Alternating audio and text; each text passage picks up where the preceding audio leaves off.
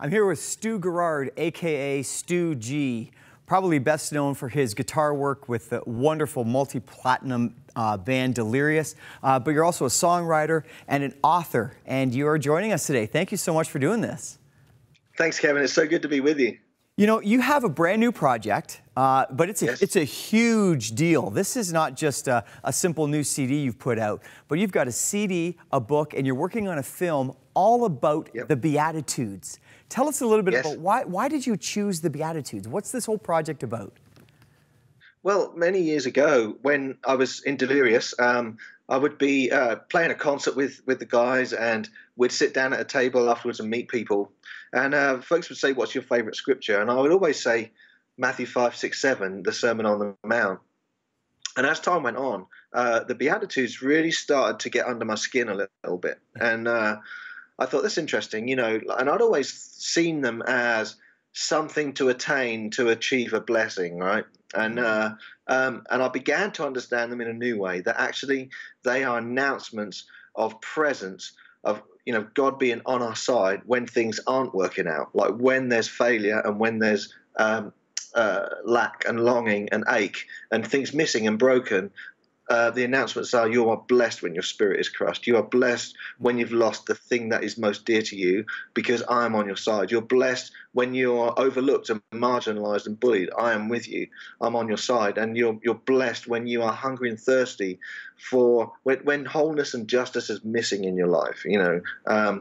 And then I began to understand that, you know, that the first four is about poverty of those things, and that they're announcements for all human beings.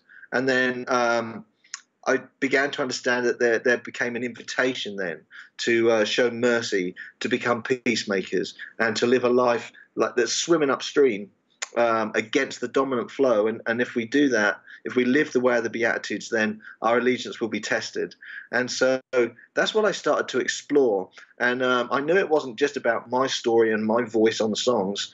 I wanted it to be a very community effort.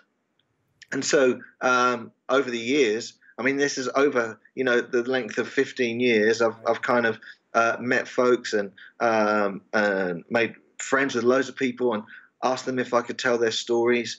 For instance, Mercy is the story of a woman who was on death row for 27 years and had her sentence commuted to a life sentence. So the question was, what does mercy look like to you?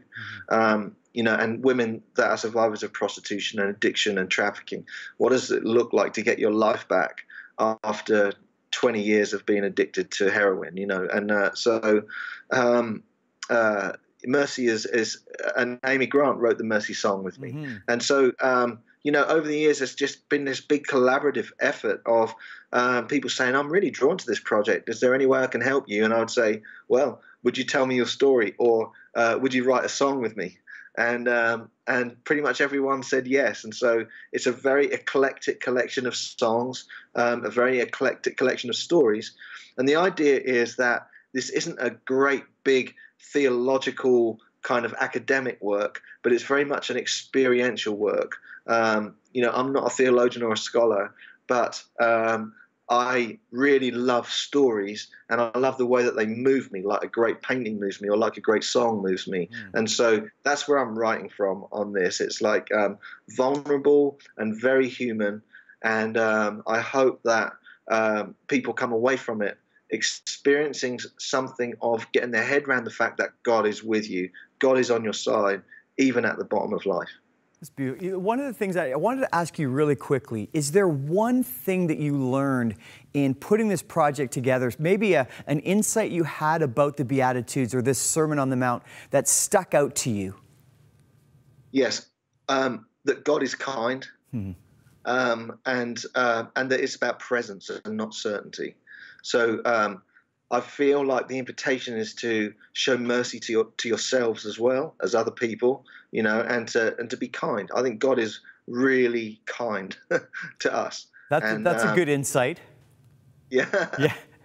Yeah, I'm so excited about this project because not only do you have you involved in this, but Amy Grant, you've got Michael W. Smith, you've got Matt Maher, You've got Amanda Cook, Matt Maher and Amanda Cook, both Canadians, so we're really excited about them being a part of this. Yeah. You've got the book and the film coming out. You have taken probably one of the most famous sermons ever in history, and you've kind of started that process of unpacking. Thank you for doing this. Thank you for allowing this journey and this dream to unfold in this beautiful display. And we want to tell people the Beatitudesproject.com. That's Beatitudes with an S, the Beatitudesproject.com.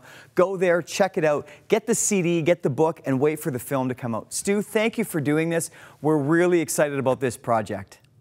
Thank you, Kevin. I really appreciate your help and support. And anytime you want to, connect, and I'll tell some more stories, then we can sort that out. I think we need to do that.